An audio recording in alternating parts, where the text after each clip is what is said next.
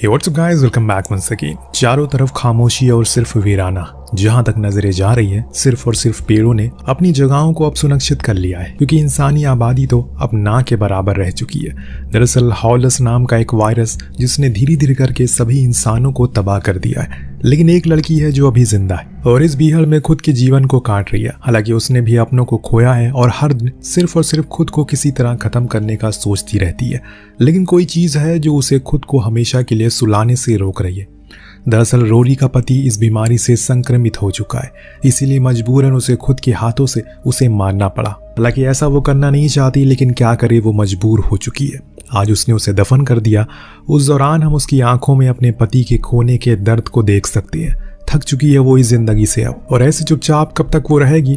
लेकिन उसे ये नहीं पता कि उसका पति जाते जाते भी कुछ और जख्म दे गया उसे, जो शायद उसके लिए बर्दाश्त करने लायक नहीं होगा। दरअसल जब वो घर के अंदर गई तो देखा कि वहां उसकी इकलौती बेटी भी इसी वायरस से संक्रमित हो चुकी है।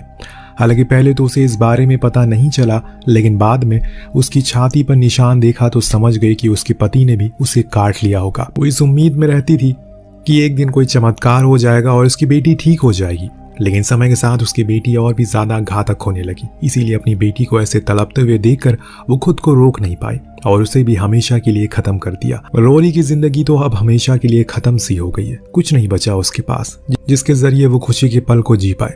इसीलिए वो अपना घर छोड़कर अपने फादर इन लॉ के पास आ गई। वो भी उसी की तरह ऐसी एक वीरान जंगल में रहते हैं। अब इंसान ऐसे ही रहता है। शहर तो अब खत्म हो चुके हैं, जो कुछ भी बचे हैं वो यूं ही खुद को गुजारा कर रहे हैं। अब मैक्स को भी पता है कि रोरी किस दर्द से गुजर रही है, लेकिन इस बात को अब 2 साल बीत चुके हैं। इसीलिए वो उसे बार बार समझाता है अब उसे आगे बढ़ जाना चाहिए, पर रोरी के लिए इतना आसान नहीं है।